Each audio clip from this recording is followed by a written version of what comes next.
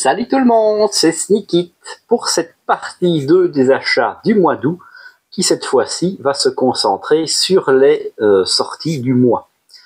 Un mois très particulier puisqu'il y a eu énormément de séries qui ont pris fin ce mois-ci. C'est assez exceptionnel pour être souligné. Alors on va commencer avec chez Doki Doki, le tome 22 de Mushoku Tensei. Donc, isekai excessivement classique. Il est un petit peu long, mais que j'aime bien quand même. Et ici, on va enfin avoir la rencontre entre le héros devenu adulte et Roxy, donc son professeur qui fait partie de la race des démons. Explique les cheveux bleus, théoriquement. Ensuite, on va passer chez Panini avec le 14e et dernier tome de Shut-L. Donc, clap de fin pour cette série qui se passe pendant l'invasion mongole, donc plutôt vers la Chine, hein, même si c'est pas exactement la Chine, on se comprend. C'est des petits royaumes. Et au final, c'est plutôt sympa. C'était une belle série historique, j'ai bien aimé. Le trait est assez particulier. Moi, j'aime bien, en tout cas. Donc, bonne petite série en 14 volumes, très agréable. Chez Crunchyroll, pareil, on va mettre fin à Twin Star Exorcist avec le volume 35, donc déjà une série assez grande. C'est un excellent shonen que je pense qui est assez sous-coté, malheureusement, on en parle très peu. Mais il a sa place à la table des grands. Pour moi, c'est vraiment très sympa. Ça nous parle évidemment d'exorcisme, donc la Terre et le monde, on va dire, qu'ils appellent Magano, une sorte de monde intérieur où vivent des êtres obscurs. Certains ayant même développé une personnalité, capable de langage et tout ça. Donc c'est vraiment sympa. En plus, un des points forts, c'est vraiment qu'on va suivre les personnages tout au long de leur évolution. C'est-à-dire, démarre enfant, ensuite ado, ensuite adulte. Donc vraiment une belle série. Ça vaut vraiment la peine de s'y intéresser, si vous aimez le genre en tout cas. Chez le Lézard Noir, donc on a le tome 7 de Couteau... Oui, c'est ça, Couteau et Piment Vert. Donc, petite romance qui mêle romance et gastronomie dans un Japon des années 50. Donc, très sympathique. En plus, ça traite de la différence d'âge entre le personnage le principal, lui, qui a 21 ans, et son épouse, qui a 35 ans, si ma mémoire est bonne. C'est toujours aussi excellent. Je prends beaucoup de plaisir à lire cette série. Surtout, regardez-moi ça, le dessin est quand même assez top. Ça vaut vraiment la peine. Et puis, on découvre toujours ce Japon années 50, entre tradition et modernité. Ça marche plutôt bien. Et on a le tome 5 et dernier tome du Cri du Kojima. Donc, petite série, un peu tranche de vie, mais avec un personnage donc qui est Kojima, mi-oiseau, mi-phoque, on va dire. Si vous aimez le tranche de vie un peu barré, c'est sympathique. Et puis, pareil, vu que ce personnage est d'origine russe, c'est aussi l'occasion de lui faire découvrir, et à travers nous, la culture japonaise. Voilà, en 5 volumes, c'est sympa. Ça révolutionne pas le genre, hein, on n'est pas sur un Hirayasumi dans la tranche de vie, mais c'est une bonne petite série que j'ai appréciée. Hop là, donc chez Ototo, on a le tome... Donc 9 de la saison 2 de la petite faiseuse de livres. Ça, c'est un isekai qui est assez original et qui vaut la peine, à mon avis, d'être lu. Ou regardé, vu que vous avez l'animé aussi. Et justement, c'est enfin le premier vrai tome qui va au-delà de l'animé, en tout cas de l'animé que j'ai vu. Peut-être une saison que j'ai loupée, ça c'est possible. Et ça nous raconte l'histoire d'une petite fille qui est dans un monde médiéval fantastique, qui, elle, rêve de créer... elle ne pense qu'aux livres, mais évidemment, qui dit monde médiéval, dit pas de livres, ou alors quelques exemplaires très rares réservés à la noblesse. Or, elle est tout en bas de l'échelle, fille de soldat, c'est vraiment le zéro absolu. Et en plus, elle est malade, puisque la magie qu'elle a en elle est trop puissante et la ronge, ce qui devrait normalement la conduire à court terme à la mort. Heureusement pour elle, elle va être repérée par la noblesse et entrer dans les ordres en quelque sorte pour pouvoir être à l'abri du danger. Enfin, ça c'est à la théorie parce que évidemment les nobles sont pas évidemment hyper sympas avec ceux qui sont issus de la roture. Et donc il y en a certains qu'elle dérange. Non, vraiment une belle petite série, c'est qu'elle. Ensuite, le tome 19 de Danmachi sort d'Oratoria. Pas lu celui-là, très en retard sur la scène, mais j'avais regardé l'animé. Mais pareil, je ne sais même pas où on en est par rapport à l'animé. Ensuite, on va passer chez Mana Books. Je vais mettre ça là. Je pense qu'il est distribué par Mana Books. Je peux me tromper. C'est Kimen, le tome 2, donc le manga de Louis-San, le youtubeur. Très sympa en fait. Hein. Bon, je suis pas un grand fan de manga de youtubeurs en général, mais celui-là, vu qu'il est très axé sur le Japon, m'avait intéressé. J'avais beaucoup aimé le tome 1, qui était plus axé sur l'humour, je pense, et les références. Celui-là est beaucoup moins rempli de petites références obscures, mais plus sur de l'action, de la bagarre. On rentre vraiment dans le vif du sujet, de l'histoire. Sachant que ce sera fini en 4 tomes, donc il n'y a pas beaucoup de risques non plus. Pour faire simple, donc le héros, Louis, qui n'est pas Louis-San, hein, c'est juste son nom, va au Japon à la recherche de ses parents, et tout ce qu'il a comme guide, c'est ce masque. Et on va se rendre compte que ces masques, en fait, sont au nombre de 3, et possèdent des pouvoirs, et notamment le pouvoir de rendre beaucoup plus fort celui qui le porte. Hein, un peu comme le masque de Jim Carrey. Évidemment, ces masques sont convoités par des organisations criminelles et il va avoir des ennuis. C'est vraiment une bonne petite série. Donc moi, je vous la conseille. Et comme je dis, si le premier tome, fallait avoir un peu de culture du personnage pour comprendre certaines références, là, il a laissé tomber, on va dire, pour vraiment se concentrer sur l'histoire. Et l'histoire est bien. Donc, pourquoi se priver ? Donc chez Mana Books, le tome 4 de Hope You're Happy Lemon, donc petite comédie romantique sur base de changement de corps. Et entrée en scène d'un nouveau personnage, donc là c'est une 3e fille qui rentre dans le bateau, parce que c'est littéralement une stalkeuse, et à force, et comme elle suit Lemon partout, elle a fini par se rendre compte que tous les 2 jours, elle changeait de personnalité, et elle a compris que le personnage... qu'elle changeait de corps avec quelqu'un. Sauf qu'évidemment, elle croit que c'est le pouvoir du mec et qu'il veut la faire chanter. C'est plutôt rigolo. C'est une bonne petite comédie romantique, ça passe plutôt bien. Ensuite, on a le tome 13 des Carnets de l'apothicaire, donc l'autre version, hein, Enquête à la cour. Ce qui est quand même drôle, parce que quand on y réfléchit, Mana Books, ça fait partie de la même firme que Kiyun. Donc c'est littéralement le même éditeur qui édite les 2 versions. Je comprends pas trop l'intérêt, ça se tire peut-être une balle dans le pied, mais bon. Écoutez, ça passe bien. Hein. Je trouve quand même toujours que le dessin est en dessous, même si le rythme, certes, est plus rapide et plus clair. Et on est presque au même niveau maintenant que la série de Kiyun, puisque c'est le passage avec la grenouille. Hein, ceux qui ont lu comprendront. Donc toujours une régalade, évidemment. Chez Kotodama, le tome 3 de Sushi Ichi, donc série en 8 tomes sur l'art du sushi. Évidemment, manga de gastronomie, donc je ne peux pas passer à côté, c'est toujours excellent. Petite vibe un peu old school, comme ça, qui marche bien, puisqu'on est à l'époque Edo. Le dessin est évidemment très beau. Et à la fin, vous avez à chaque fois un petit guide explicatif sur les mœurs. Et là, évidemment, c'est consensé. Axé sur les sushis. Des belles petites pages couleurs comme ça, c'est très intéressant. C'est un beau travail, encore une fois, que fait cette petite maison d'édition. À tel point que je me suis laissé tenter par une autre série chez eux. J'ai pris le tome 2 de Engineer, qui lui va raconter la conquête du rail au pays du soleil levant. Le problème, c'est que je me dis, je vais attendre le tome 2 pour acheter les 2 d'un coup, vu que c'est terminé en 2 tomes. Et quand le tome 2 est sorti, mon libraire avait plus le tome 1.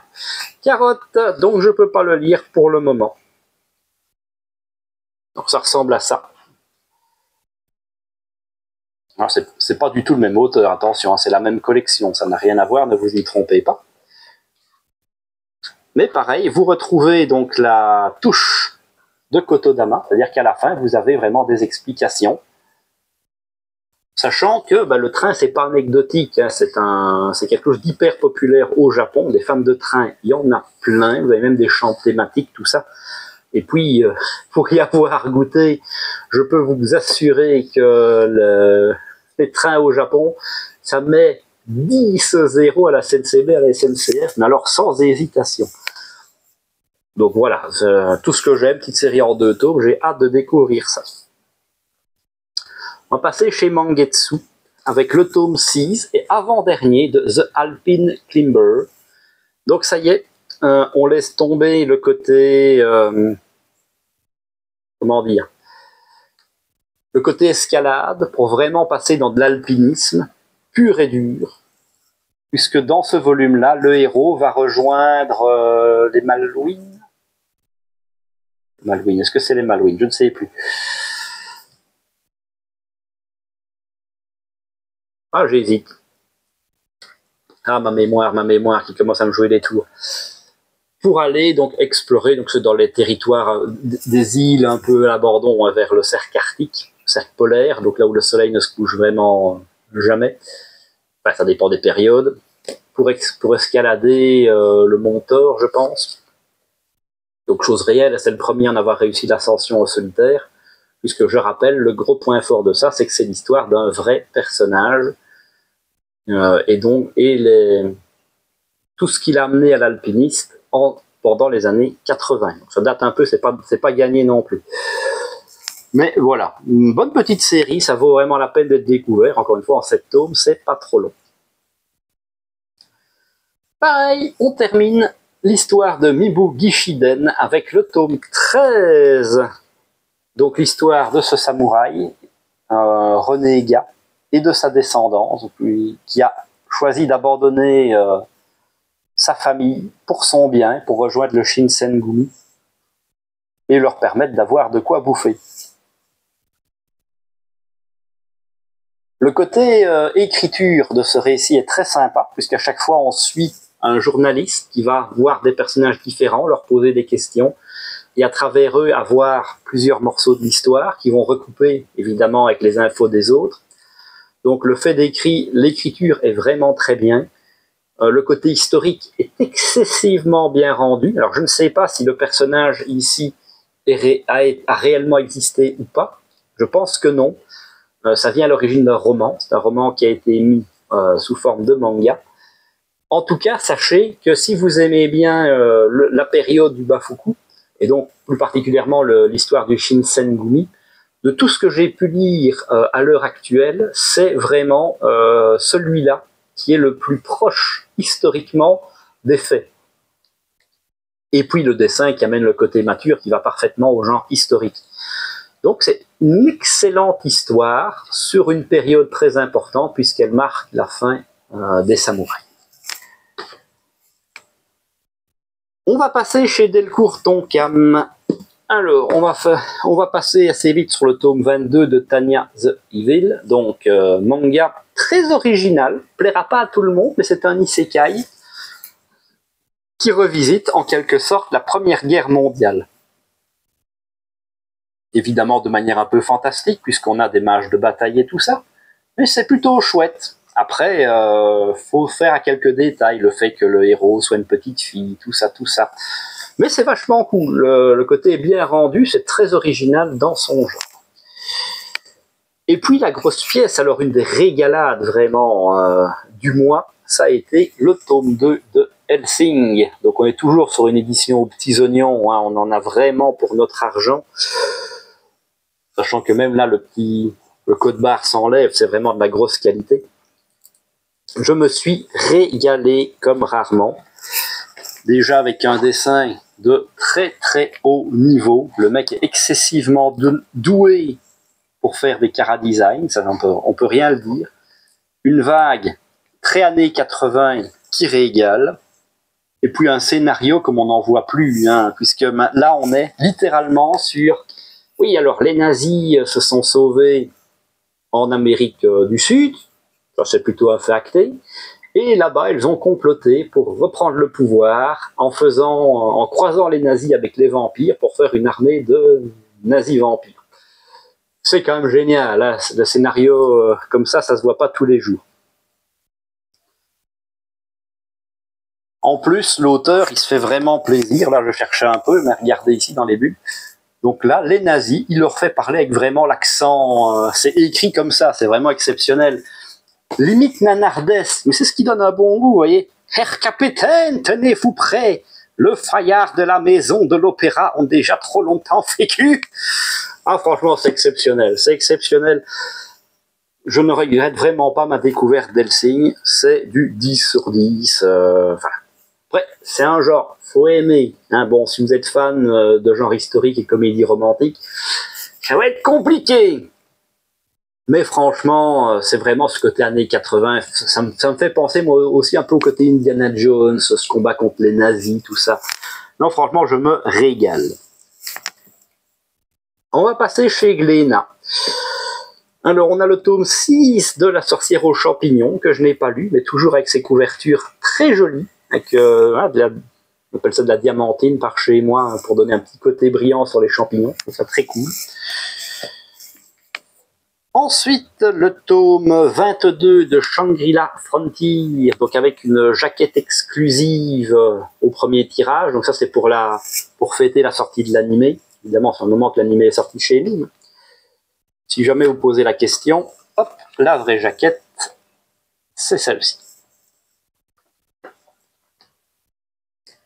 Et donc, fin de l'arc du tournoi des jeux de baston. Hein, c'est plutôt cool. On va pas vous montrer ça parce que ça risque de spoiler. Et on retourne enfin, et ça fait plaisir, à Shangri-La pour poursuivre l'histoire de Ctanide des Abysses. C'est ce que j'attendais depuis un bon moment. J'espère que là, l'auteur va un peu se concentrer sur la partie Shangri-La, que ça avance un petit peu, plutôt que d'aller encore divaguer sur d'autres jeux. Non pas que c'est pas bien, mais faut rester dans le sujet. Le sujet, c'est Shangri-La Frontier. Mais voilà, moi je me suis régalé. En même temps, tout ce qui est jeux vidéo, tout ça, c'est mon dada. Et puis là, exceptionnel. Blue Giant Explorer, tome 9. Déjà, rien que cette jaquette. Sublime. Évidemment, moi j'y vois une référence à Abbey Road des Beatles, le symbole, on les voit traverser la route tous les quatre. On aurait pu le faire, puisque le groupe de Die, c'est 4 personnages. Mais là, j'ai choisi de remettre celui-ci en avant. J'avoue que j'ai mis du temps avant de comprendre qui c'était. Puisque ce tome, comme d'habitude, est génial. Donc, on est juste avant New York, hein, puisque là, celui-là complète l'arc Explorer pour aller vers l'arc Momentum. D'ailleurs, pareil, l'auteur arrive par le filet à introduire la notion de momentum dans ce tome-ci pour introduire sa saison suivante, preuve qu'il est quand même excessivement fort. Et puis dans ce tome, on va retrouver un ancien personnage, une ancienne connaissance de Dai. Ce qui est une première en quelque sorte, puisque en général, Dai fait des rencontres, mais comme il va toujours de l'avant et qu'il ne regarde jamais en arrière, tous les personnages qu'il a croisés dans sa vie disparaissent, littéralement. Et on ne les voit jamais qu'en fin de chapitre, vous savez, dans ces petits interviews où ils expliquent leur relation avec Dai à l'époque, comment ils ont évolué, qu'est-ce qui leur a amené dans la vie. Mais là, voilà, c'est la première fois, en pas mal de volumes, qu'on va revoir un ancien personnage qui va amener vraiment quelque chose au récit, qui va encore une fois permettre à Dai de se remettre un peu en question et encore une fois d'évoluer. C'est génial, tout y est. L'écriture, l'intensité du récit, le dessin, c'est un des meilleurs mangas du moment, à n'en pas douter. Alors, son genre et son côté un peu niche feront qu'il ne sera jamais au panthéon des meilleurs mangas, mais en tout cas, si moi je devais faire mon panthéon, je vous garantis qu'il y serait. J'attends la prochaine saison avec impatience. On va passer chez Vega avec le tome 3 de Young Ladies Don't Play Fighting Games. Donc manga qui est vraiment une ode à l'amour des jeux de baston. mais qui a le parti pris, évidemment, de dénoter, puisque les jeux de baston, c'est quand même un univers très masculin, mais d'offrande comme personnage, comme héroïne, un groupe de 4 filles. Et ici, les 4 filles s'en vont participer à un tournoi IRL. Donc c'est vraiment chouette. Et encore une fois, on a plein de notions, on nous explique plein de notions sur les jeux de baston et tout ça, sur les mots qui sont liés à cette discipline sportive, hein, on peut appeler un chat un chat. C'est vraiment très chouette, si vous aimez cette ambiance-là, si vous aimez le genre. Et puis, encore une autre masterclass, hein, parce que n'ayons pas peur des mots, avec le tome 5 de Gundam Origin, avec cette couverture, avec Char, hein, l'antagoniste principal qui est mis en avant. Encore une fois, un tome de très très haut niveau, puisque ce tome va à lui tout seul, c'est ça qui est bien fait avec ce gros volume, donc le découpage vraiment très bon, raconter toute l'origine story, donc du personnage de Char, donc ses relations avec une fille de l'équipage qui semble connaître, donc on va nous expliquer pourquoi ils se connaissent, d'où ils viennent, d'où vient la haine de Char pour la famille Zabi, alors que théoriquement il est dans leur armée qui bosse pour eux, même l'origine du conflit, voilà, tout. Maintenant qu'on a bien, l'auteur est génial, parce que maintenant qu'il a bien posé les bases de son récit et que les personnages principaux peuvent enfin souffler, il profite de ce temps-là pour vraiment reposer toutes les bases du récit et nous expliquer toute l'origine du lore. Donc, l'origine du conflit, qui était Zéon, qui sont les habits, d'où vient Char, pourquoi est-ce qu'il est devenu comme ça. Vraiment très très bien, toujours avec un niveau d'écriture évidemment très bon. Le dessin n'est pas en reste, la qualité de l'ouvrage évidemment est très bien. Vous l'aurez vu, mais on est quand même pas mal régalé avec des magnifiques pages couleurs. J'ai pas vu mon temps passer de lecture, j'ai dévoré ce tome d'un seul trait. C'était vraiment excellent. Comme quoi on a quand même été assez gâtés ce mois-ci. On va passer chez Nobinobi avec le tome 10 de Médaliste. Voilà, j'en parle à chaque fois, mais c'est toujours une de mes séries coup de cœur, évidemment. Sur le patinage artistique, avec des personnages qui sont à la fois mignons et à la fois attachants.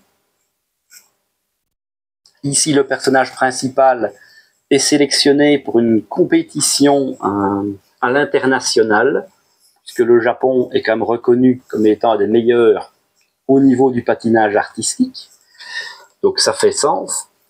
Et pour ça, évidemment, recession d'entraînement pour monter son niveau, essayer de lui faire encore gagner des points supplémentaires. En termes de manga de sport, c'est parfait. Moi, c'est tout ce que j'aime.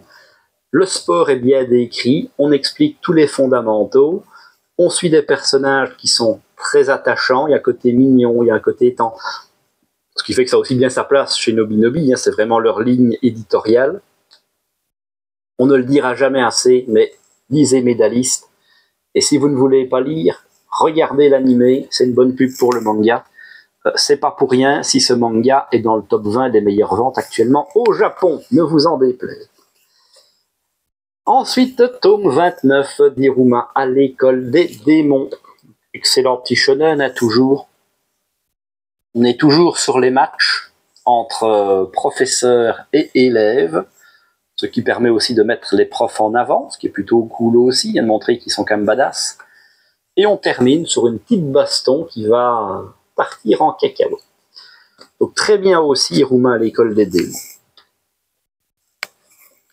Puis série qu'on voit pas souvent, qui sort assez rarement malheureusement, hein, qui est même d'ailleurs les anciens logos pour preuve en termes d'édition, c'est le tome 13 de Flying Witch.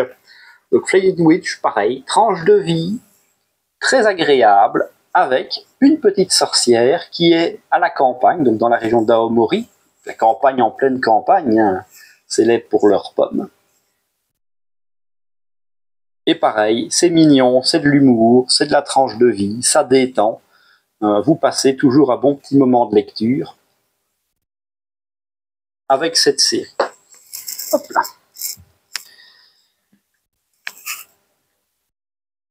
Chez Kana, le tome 4 de Kagura Bashi. Donc baston au sabre avec des sabres qui ont des pouvoirs magiques, évidemment, hein, c'est plutôt cool. Plus des sorciers un peu partout. Ça marche bien comme récit. C'est du shonen, on va dire, assez classique, même si là il est classé dans le Darkana. Bon, c'est vrai qu'il y a des gens qui meurent, mais bon, Dragon Ball aussi, il y a des gens qui meurent, hein, bon, même si là on les ressuscite. Ça dépend des gens. C'est pas mal. Le dessin est plutôt bon, ça faut reconnaître. Le dessin a quand même un bon petit niveau pour du shonen. Après, pour un des mangas qui est un des nouveaux espoirs du Jump, moi j'ai toujours pas le déclic de me dire ça c'est une dinguerie. Peut-être moi qui vieillis, hein, j'ai peut-être plus de mal à m'extasier sur un shonen. Là vous avez vu mes lectures coup de cœur, bah, c'est le Signe, c'est Gundam, c'est Blue Giant. Donc peut-être que je suis plus le public cible, hein, peut-être que j'ai vieilli. Après ça se laisse lire, c'est agréable. L'idée des pouvoirs des sabres sont bien, parce qu'on n'est pas sur des... Il y a quand même une originalité, on va dire, par rapport à un Demon Slayer. Mais voilà, c'est sympa. Le tome 32 de Seraph of the End. Donc là, j'ai toujours un peu de retard. J'avais essayé de continuer ma lecture. J'avais quand même quelques tomes de retard. J'en avais relu 2-3. Ah, j'ai du mal avec le fait, avec comment la série a évolué. Après, le côté de base, post-apo, vampire, ça c'était très cool. Mais, alors je sais pas ce que ça vaut maintenant, puisque j'ai pas lu ce tome-là. Mais alors, le héros principal dans les tomes, ouais, on va dire 28-29, il m'a cassé les couilles. J'ai l'impression que chaque fois qu'il y a une décision à prendre, il prend la mauvaise. Contrairement au côté shonénique, où normalement il y a toujours le pouvoir de l'amitié, défendre ses amis et tout ça. Là, j'ai l'impression que ses amis, il en a plus rien à battre, il a son objectif, et il est limite prêt à cramer le monde pour y arriver. Et je trouve ça assez insupportable. Maintenant, c'est peut-être juste une mauvaise passe, je sais pas trop.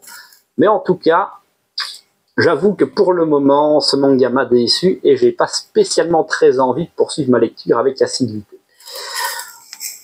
Mais j'irai quand même au bout. Déjà parce que bah, quand on achète plus de 20 tomes, bon, c'est quand même dommage d'arrêter là. Puis voilà, si ça se met, la fin sera dingue. C'était juste une mauvaise passe. Ensuite, le tome 17 de 100 Bucket List of the Dead. Voilà, très en retard là-dessus, donc pas lu non plus. Hop, comme ça on gagne du temps, c'est pratique. Et le tome 24 de Mission Yozakura Family. On approche aussi du bout, hein. D'ailleurs, la preuve, c'est qu'au Japon, le manga, lui, il est fini. Hop là. Et ben, on termine donc l'arc d'entraînement avec les deux jumeaux, Ifumi et Alpha. Et on lance directement ce qui va être sûrement la bataille finale contre le grand méchant et ses 4 enfants, on va dire. Si on peut appeler ça comme ça. Sans spoiler, évidemment. Hop là, bon, qu'est-ce qu'on prend? Allez, on va passer chez Kiyun avec le tome 3 de Switch Family. Donc pareil, série originale de Kiyun qui sera terminée en 4 volumes. Bah, j'aime bien ce qu'on propose ici. L'histoire évolue. Bon, ça doit être rapide, évidemment, puisque voilà. Mais contrairement à ce qu'on pourrait s'attendre, ben ça va plutôt pas mal.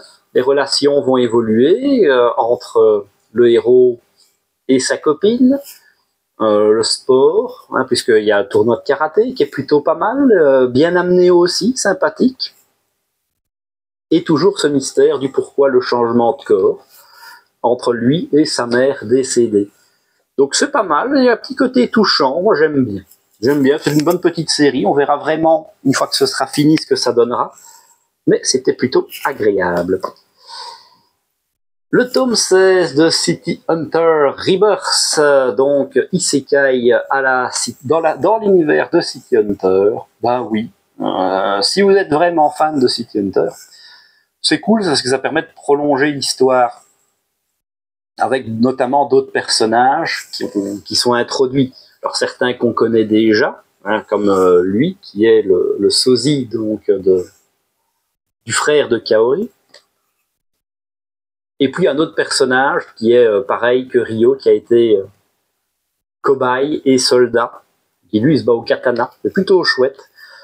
Ça casse pas trois pattes, un canard, c'est vraiment pour les fans, mais ça fait le travail, ça fait le travail. Ensuite, le tome 3, oui c'est bien ça, de Coloris, Coloré, Créaré, donc plutôt dans ce sens-là, donc c'est plutôt joli, par l'autrice Daria. Donc manga vraiment très doux, encore une fois, très onirique, avec un beau petit dessin.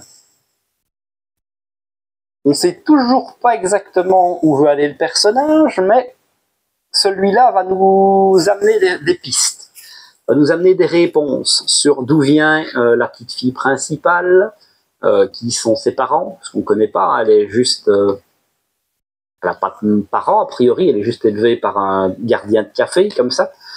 Et on fait aussi le lien donc avec la ville de Néo-Venise, ce qui, à mon sens, justifie que Kiyun a réimprimé les Aria, justement, puisque cette série est dans le même univers. Donc, même s'ils avaient dit à l'origine qu'Aria, ils ne réimprimeraient pas, j'avoue que pour ceux qui liraient cette série-là, qui découvriraient celle-ci, ça peut donner envie d'aller sur Aria. Donc, il y a un lien, donc c'est pas mal au final de l'avoir réimprimé. Le tome 4 de Sanda, donc par l'autrice de Beastars, évidemment, toujours avec ce dessin spécial, pour pas dire que j'en raffole. Par contre, l'histoire en elle-même est vraiment cool.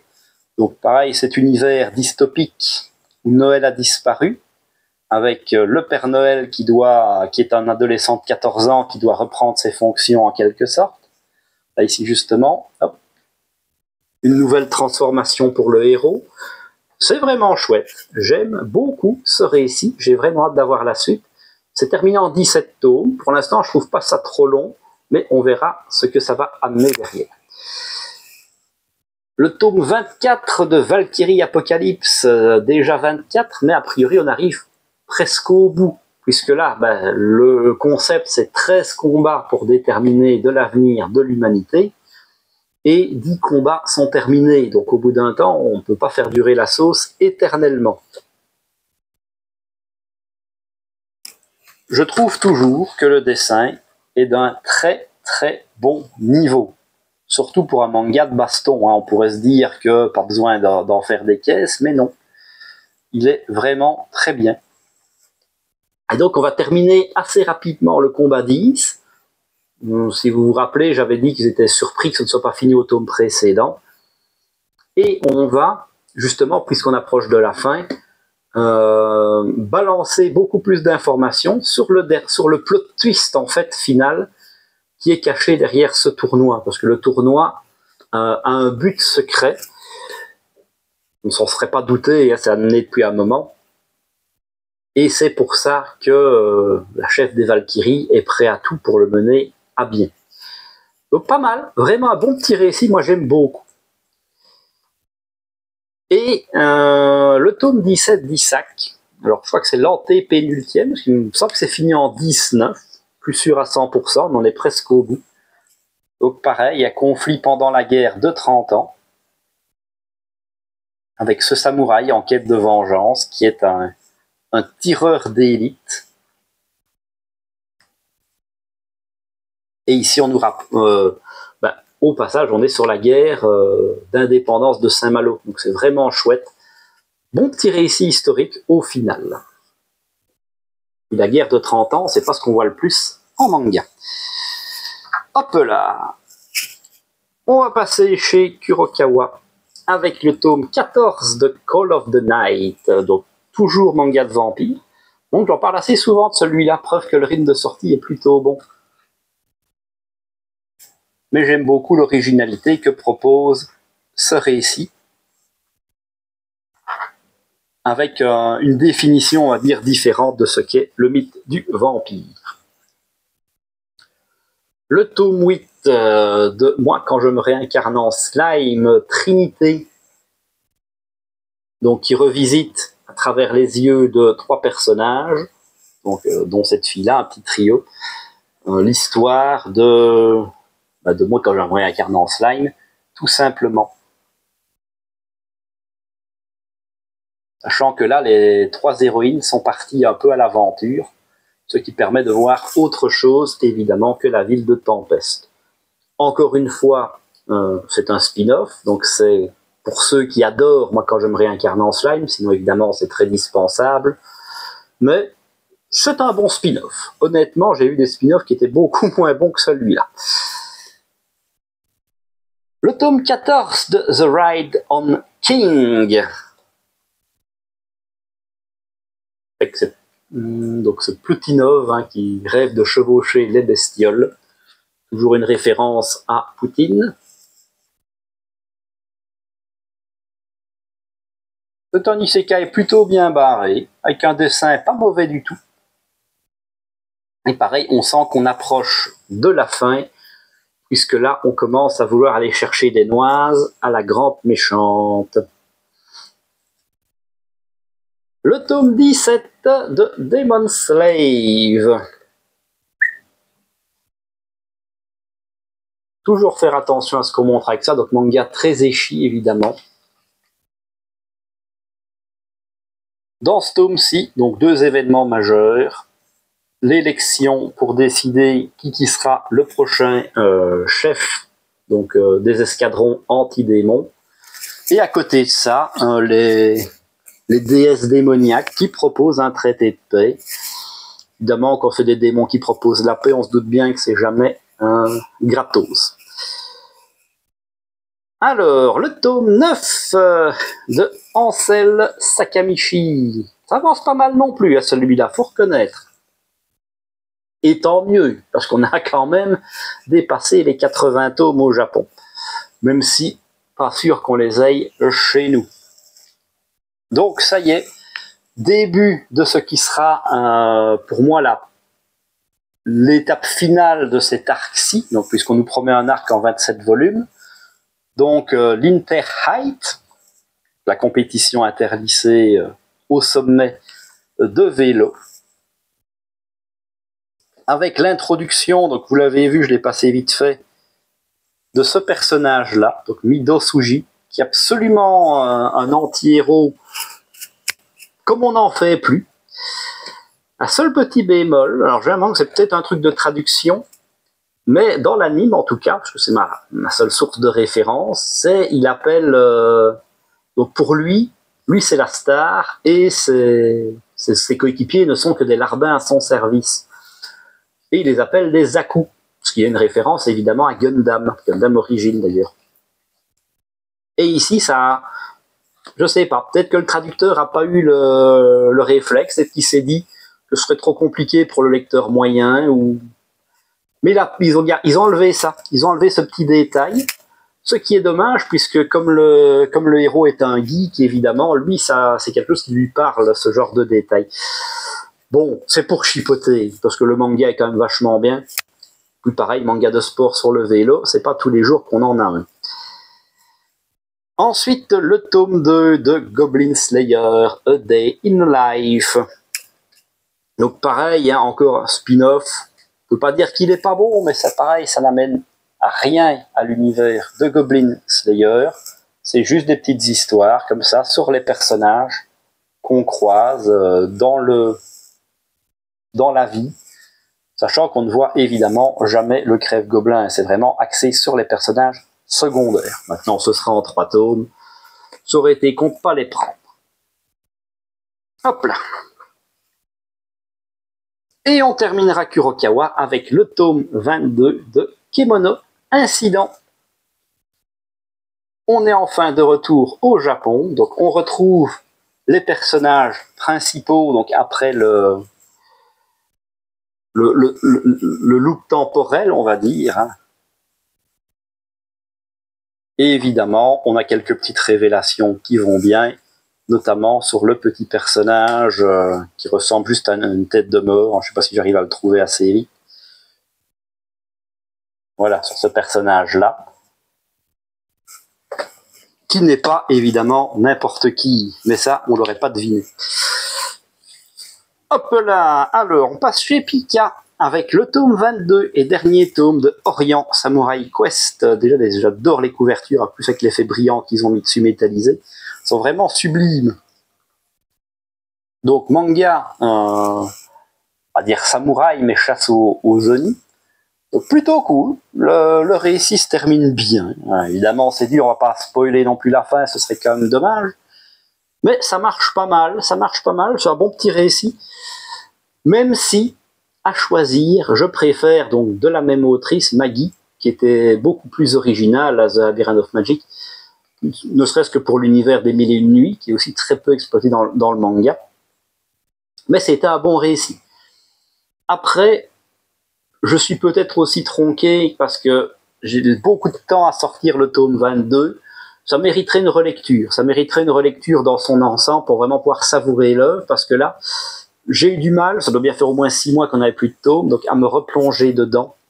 C'est peut-être ça aussi qui fait que ma lecture s'est un peu moins bien passée que ce qu'on aurait pu avoir, mais ça reste un bon petit récit, même si ça casse pas 3 pattes à un canard. Le tome 15 de MMA, donc manga de sport sur le MMA, surprise. On passe assez vite sur un combat masculin pour se consacrer sur la compétition féminine. Et ça, c'est cool. J'ai beaucoup apprécié ma lecture de ce tome-ci, puisque en général, c'est rare, déjà dans les mangas de sport, que les filles soient mises en avant, mais encore plus rare dans les mangas de baston. Prenez Kengen Ashura, Kengen Omega, Baki. Les filles, c'est des personnages d'accompagnants. Elles sont juste là pour amener un peu de beauté, mais on n'a pas des femmes fortes, des femmes combattantes. Alors qu'ici, c'est le cas. Donc c'est cool de voir vraiment des femmes mises en avant avec des bons abdos et tout ça. Donc très très chouette comme récit. J'aime vraiment beaucoup. Je vais passer assez vite sur le tome 44 de Yona Princesse de l'Aube, puisque je ne l'ai pas lu. Idem pour le tome 2 du livre des multiverses, donc de Boichi. Je vous avais dit que j'avais pas aimé le tome 1.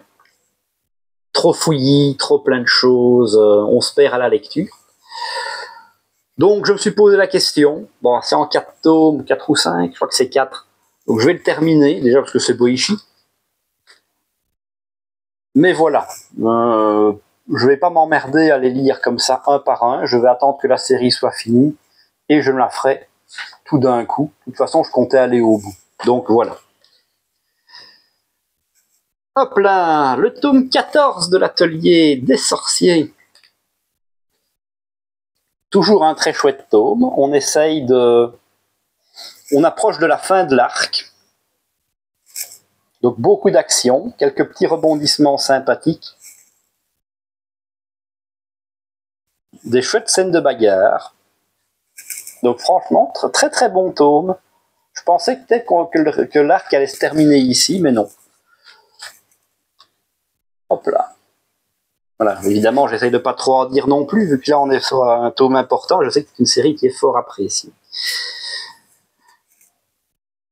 Le tome 17 de Windbreaker, donc toujours dans cette grosse baston à l'échelle de la ville, entre un gang de méchants, des Windbreakers, et leurs potes qui viennent leur prêter un coup de main. Pareil ici, donc bon manga de baston dans le style Furio. Ça passe bien. Et à mon avis, on va aussi approcher du dénouement final, pas du manga, mais de l'arc, vu que les 2 boss du camp des méchants viennent de débarquer à Furine pour aller affronter le boss du camp des gentils.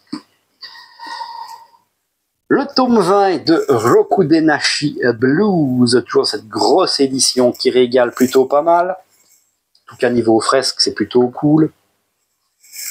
Belle petite page couleur, ça fait plaisir aussi. Hop là. Ça aussi, on approche du bout. Enfin, proche du bout, il reste 5 tomes, hein, sur 25, et vu le temps que ça met à sortir, c'est pas mal. Normalement, l'année prochaine, on devrait avoir fini. Ça, c'est pareil. Si vous voulez du Furio, c'est peut-être un des meilleurs sur le marché. Évidemment, il faut se payer l'édition, qui est loin d'être gratos, mais le grand format, mais quand même bien en valeur, la qualité du dessin du personnage principal, enfin, du dessin de Morita, qui est quand même de très très haut niveau. Pareil, on se régale. Et ici, on va quitter un peu Tokyo pour se concentrer sur les origines de Maeda. Donc je pense que c'est quoi? C'est Osaka, si je ne dis pas de bêtises. Et la baston, donc intercité. Toujours excellent à lire, hein, Rokunenashi Blues, évidemment. Et on va terminer avec Meian. On va poser ça sur le côté. On va commencer avec le tome 8 de Demon Lord et One Room Heroes. Donc ça fait partie de cette série que Meian a mis en pause, que ça se vend pas. Ce qui est dommage, parce que Demon Lord et One Room Heroes est vraiment très bon. Alors faut aimer évidemment ce genre-là. Regardez-moi, quand même pas mal ça, hein, quand même pas mal.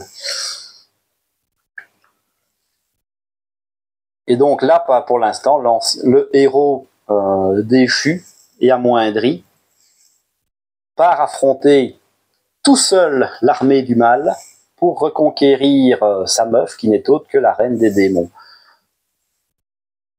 J'espère que ce tome va se vendre un peu correctement et motiver un peu Meian à se sortir les doigts pour terminer la série, vu que la série est terminée en 11 volumes. Ce serait bien qu'on ait un peu plus qu'un tome par an. Mais bon, faut comprendre, hein, ils sont pas faciles, hein, les tomes se vendent pas, ils perdent de l'argent. Enfin, bon, vous savez ce que c'est.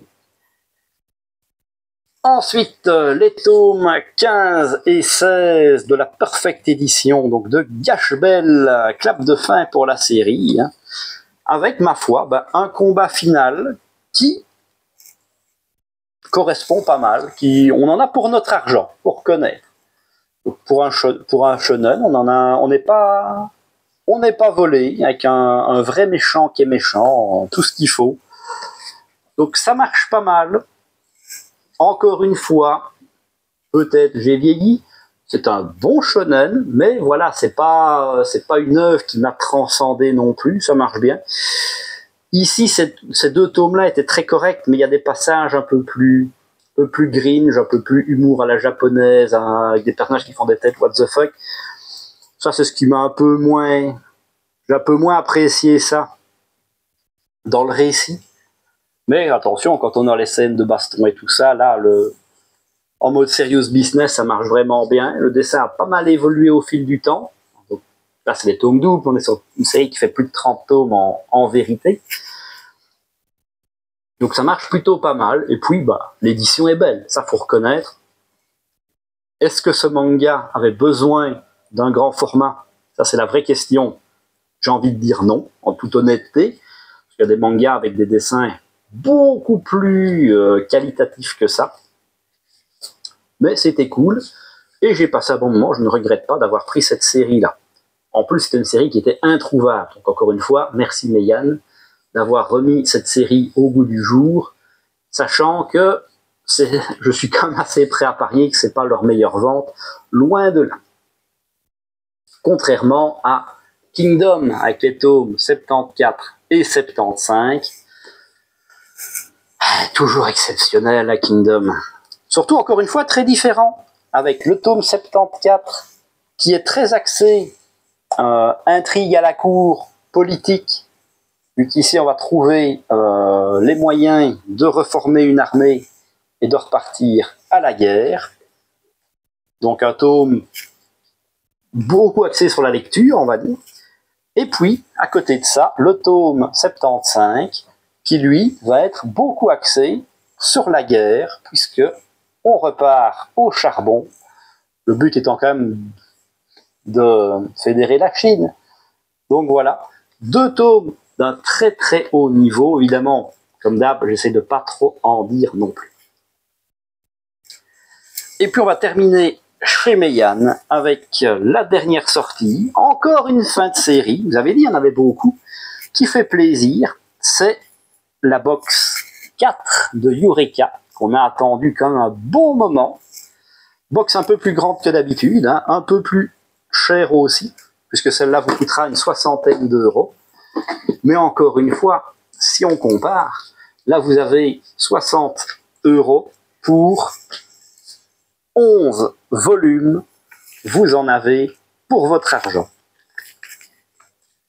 On n'est jamais volé avec Eureka. Sachant que si vous voulez vous lancer dans la série, les box précédentes, c'est 10 volumes pour 50 €. Donc des volumes neufs à 5 € pièce, personnellement, je n'en vois plus. Hein, ça n'existe plus. D'autant que, on va se la faire en entier. Mais vous avez aussi dans le coffret des ex-libris qui font toujours plaisir, qui sont plutôt jolis. Personnellement, j'en utilise en décoration, donc c'est que j'aime encore bien. Et un petit poster. Voilà, ça vous avez tout vu. Plutôt sympa aussi. Évidemment, dommage qu'il soit plié. Ça gâche un peu, mais faut pas déconner, hein, ce serait compliqué pour eux. Et donc voilà, on est au bout, 41 volumes de ce manhwa. C'est pour ça, vous l'aurez peut-être noté, mais qui est dans le sens de lecture francophone. Assez old school, mais c'est un manga qui a vraiment révolutionné, on va dire, son époque, puisque toutes les notions de mélange d'isekai et de jeux vidéo, ça vient de là. Sword Art Online n'a rien inventé, on ne le dira jamais assez. Le premier, c'était Eureka. Là, je ne peux pas évidemment vous parler de la fin, déjà parce que ce serait triste. Ensuite, parce que j'avoue que ça, je ne l'ai pas lu. Comment vous dire? Déjà, j'ai envie de prendre mon temps pour le savourer. C'est une série qui a été éditée chez nous 3 fois. Et Meian sont les seuls à être parvenus au bout. Alors évidemment, c'était pas de chance, la première maison d'édition a fait faillite. La deuxième, ça a été compliqué, puisque celui qui avait la maison d'édition a fait une dépression à la mort de son fils. C'était pas des choses très très joyeuses, toujours est-il que, ça fait à peu près, bon 18 ans que j'attends la fin de cette série. Donc j'ai attendu suffisamment longtemps, je suis plus excessivement pressé sur la lire. Pareil, j'ai envie de prendre mon temps et de trouver un moment où je saurais m'enchaîner les tomes de manière plutôt fluide. Pareil, 11 volumes. J'ai envie de pouvoir les savourer correctement. Voilà. Eh ben écoutez, c'est tout pour cette vidéo. J'ai réussi à rester sous l'heure, heureusement. J'ai bien fait de faire en 2 parties. N'hésitez pas vous-même à me dire ce que vous avez acheté pendant le mois d'août. Si vous êtes d'accord avec moi sur les séries que je mets en avant. Si vous n'êtes pas d'accord avec moi sur les séries que je mets en avant, si vous pensez que ce que moi j'estime être des dingueries sont en fait des grosses bouses, tant que c'est argumenté, pourquoi pas, on en discute, c'est ça aussi l'intérêt, c'est ce qui est intéressant, c'est d'échanger. N'hésitez pas aussi à mettre le petit pouce bleu, à vous abonner pour ne pas manquer les prochaines vidéos. Et moi je vous dis à la prochaine!